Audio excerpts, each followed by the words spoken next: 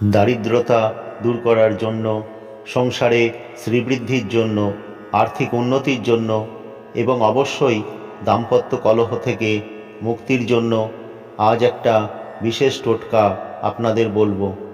যে কোনো বৃহস্পতিবার একটা নারকোল জোগাড় করবেন অথবা বাজার থেকে কিনে আনবেন। নারকোলটি ফাটিয়ে একটা শুদ্ধ পাত্রে কিছুটা নারকোল জল রেখে দেবেন। তার আগের মঙ্গলবার হনুমানজির মন্দির থেকে, ঠাকুরমশাইয়ের কাছ থেকে হনুমানজির সিঁদুর কিছুটা জোগাড় করবেন। অল্প পরিমাণে সাদা চন্দনের গুঁড়ো জোগাড় করবেন।